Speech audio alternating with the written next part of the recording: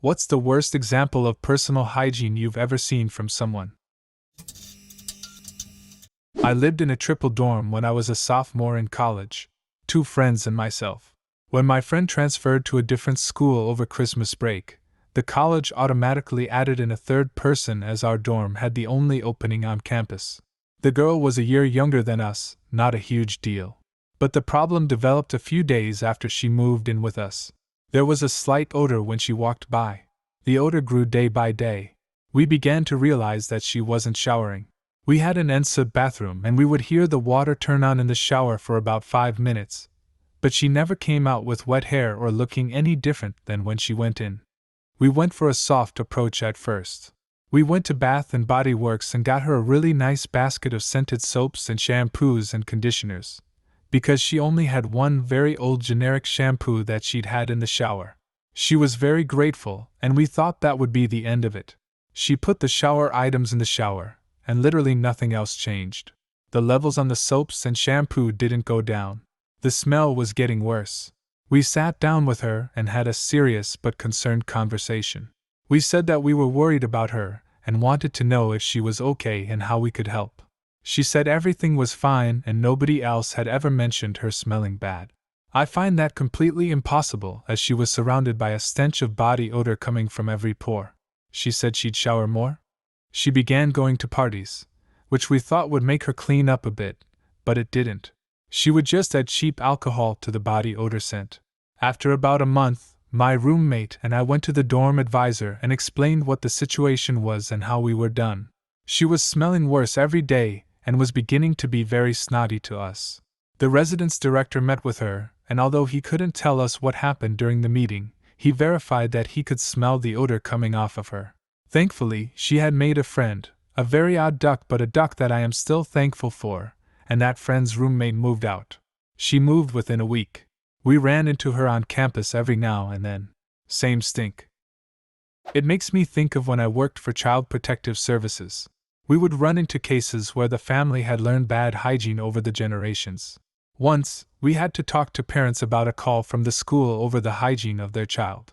The mom looked shocked and said, "She gets her weekly bath like I always got." We talked more, and that's the type of life they lived and never understood the issue. I worked at an engine assembly plant in New York State where everyone is in these 3 to 5 station teams that rotate every hour so you don't go crazy doing the same job for 8+ hours. We had this dude who came to our group who had the nastiest teeth I've ever seen in my life. His bottom front teeth were all fused together into one big, lower tusk, and his breath could gag a maggot. It got so difficult to work with the guy, you could smell his breath from at least 6 feet away, that we had to go to a manager to figure out how to handle it, and not be dicks. Well, they basically told him he needed to do something about it, so he constantly had a tub of mints on him. After that, his breath just smelled like a rotting corpse and mint. So yay. Woman was a heavy smoker, which can cause a lot of issues in itself.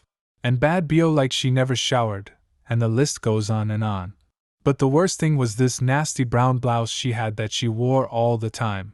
I mean, like, 4 days a week at least, but she did wear other things occasionally because they always jumped out. Thing is, there was a picture on her desk wearing that blouse from like 5, 6, whatever years before, and it was white in that picture.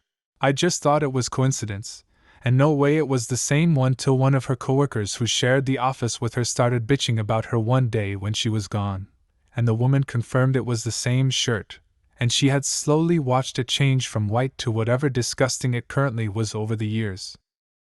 My grandparents were heavy smokers. My granddad did quit eventually, but my nan smoked until she died. Anyway, I'm there with my mom and aunt clearing out the house, and they always had this yellow-green wallpaper. Start taking family pictures off the walls, and suddenly this lovely baby blue wallpaper is staring at us. I work in an ER in a low-income area. There was one that I'll never forget. She was a mid-40s obese hoarder who had decided it wasn't worth the effort to get out of her recliner for 2 weeks straight. She had a fridge within reach, so she wasn't hungry but was producing feces and urine the entire time without getting up to use the restroom or to clean herself. You could smell her down the hall with the door closed, and her behind was literally rotting away with pressure sores down to her bones. I met a girl on a dating app. We got along well online, but she smelled like ass in person. I'm talking fully clothed and several feet away, there was still a stench of ass. I was really embarrassed for her ass. She complained about guys ghosting her, and not knowing why. I mean, it's not easy to tell someone they smell like ass. I don't know how you couldn't be aware of it either. Nose blindness is a thing. You stop smelling things you're used to. I remember a story about how Febreze, which eliminated odors, was having trouble getting going. Some people from the company were interviewing regular people about their habits, and they came across an old cat lady whose house absolutely reeked. When they subtly and politely asked about cat smell, the lady replied that it was amazing that with so many cats around, they didn't smell at all, and that's why she didn't need to use Febreze. This is also why smokers think other people can't tell they're smokers. We can. And why some women who have a favorite perfume end up drenching themselves in it over time as they stop being able to smell the regular dose.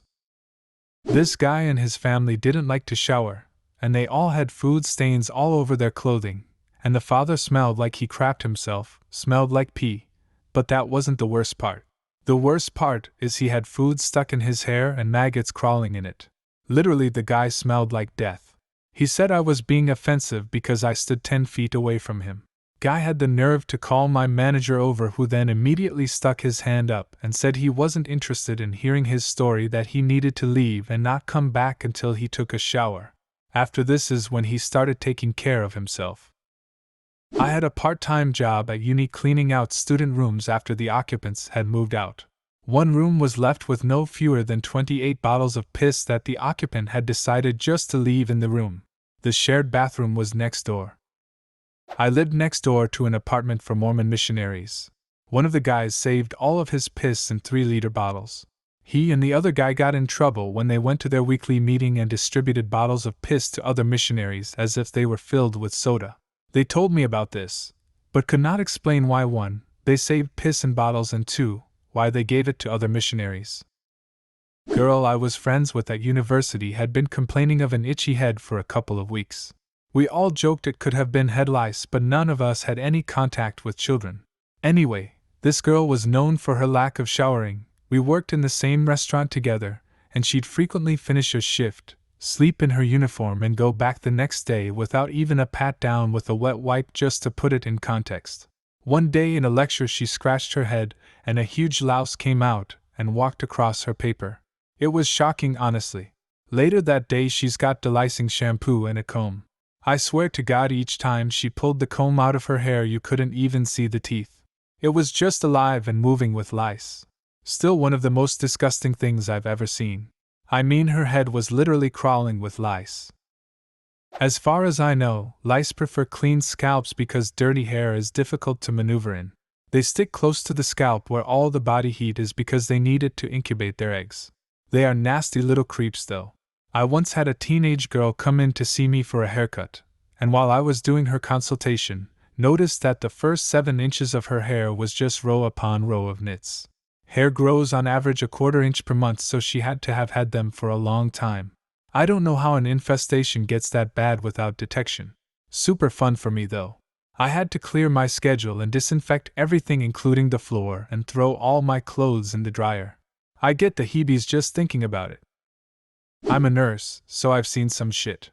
But the worst would be a woman with scabies and fleas. I don't know how she got them, but she was so ashamed of having them that she basically just barricaded herself at home for some weeks, until her daughter got her admitted to the hospital. I'm not exaggerating when I say that everything on her jumped when you came close to her bed or she moved. She had them everywhere, and I mean everywhere. I spare you the description of her intimate area. Ugh, my aunt is a nurse, and she had some stories. One that stuck out was a large obese woman came in, and they had to bathe her. My aunt said she lifted up one of her breasts, only to be greeted by live maggots. So, I used to work at this really upscale vegan hot pot restaurant a few years ago. The owner-manager was very adamant on how it's okay not to wash your hands because in my country, washing hands meant you're cleaning off the hard work you've done. She was the only person who would, even after using the bathroom. We knew she wouldn't wash her hands. She'd use gloves, yes, since she'd handle food sometimes. But even then, still wash your fucking hands. Also, my ex told me he didn't think it was necessary to wash his dick 'cause My dick just washes itself when the shampoo runs down my body in the shower. People say that about their feet too. Wash you damn feet. You do not want nasty feet. Especially if you're diabetic. You get nasty feet, you get ulcers, you get an infection, now you have no feet to wash. Do you have a similar story? Leave a comment and subscribe to the channel if you want to see more videos like this one.